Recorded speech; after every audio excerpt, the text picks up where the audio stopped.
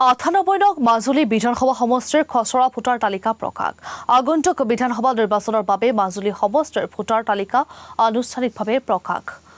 মাজুলী জিলা আয়ুক্ত ৰাতুল চন্দ্ৰ পাঠকৰ দ্বাৰা প্ৰকাশ কৰা হৈছে আৰু মাজুলী জিলা আয়ুক্তৰ কাৰ্যালয়ত অনুষ্ঠিত সভাত উপস্থিত থাকে ৰাজনৈতিক দলসমূহৰ প্ৰতিনিধি হ'ব। ভোটাৰ তালিকা প্ৰকাশ অনুসৰি মাজুলী জিলাৰ মাজুলী সমষ্টিৰ সৰ্বমুঠ ভোটকেন্দ্ৰ হৈছে ১৮৮টা আৰু লগতে মুঠ ভোটাৰৰ সংখ্যা হৈছে ১,৪৪,৬২৮ জন।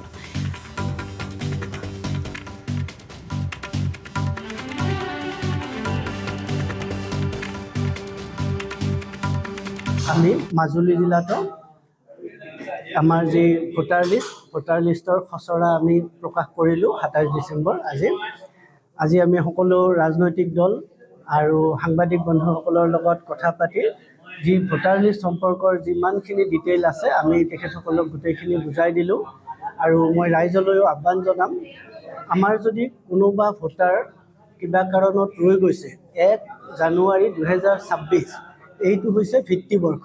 এই বৰ্ষৰ ভিতৰত যদি ১৮ বছৰৰ ওপৰৰ তথাপি আমি ঘৰে ঘৰে গৈছোঁ, চেষ্টা কৰিছোঁ, তাৰপিছতো যদি কোনোবা ৰৈ গৈছে আপোনালোকৰ স্থানীয় বুথৰ BLOৰ লগত যোগাযোগ কৰক আৰু তাতে BLOৰ আপোনালোকৰ নাম উঠোৱাৰ ব্যৱস্থা কৰি দিব। আমাৰ আজিৰ পৰা আৰম্ভ হৈছে এই ব্যৱস্থাটো আৰু ২২ জানুৱাৰীলৈ আমাৰ কণ্টিনিউৱাছ চলি থাকিব। ২২ জানুৱাৰীৰ ভিতৰত যদি যিখিনি মানুহে এপ্লাই কৰে তেওঁলোকৰ নতুন নাম সোমাব বা কোনোবা যদি মানুহ ঢুকাই গৈছে বা পাৰ্মানেণ্টলি শ্বিফ্ট হৈ গৈছে সেইখিনিও আমি ঘৰে ঘৰে গৈ আমি কালেক্ট কৰিছোঁ ডাটাখিনি। আমি ড্ৰাফ্ট পাব্লিকেশ্যনৰ পিছতে সেই নামবিলাকো আমি কাটি দিম। কিন্তু তথাপি যদি কিবা কাৰণত আমাৰ ৰৈ যায় তেতিয়া আপোনালোক কোনোবাই যদি আকৌ আমাক দেখাই দিয়ে যে এই মানুহজন ঢুকাইছে বা এই মানুহজন পাৰ্মানেণ্টলি শ্বিফ্ট হৈ গৈছে, তেনেকুৱা মানুহৰ নামখিনিও কাটি দিয়াৰ ব্যৱস্থাটো আমি কৰিম। লগতে যদি কাৰোবাৰ ভোটাৰ লিষ্টত নামৰ কিবা শুধৰণি কৰিব লগা আছে, কাৰেকশ্যন স্পেলিঙেই হওক, ঘৰৰ এড্ৰেছেই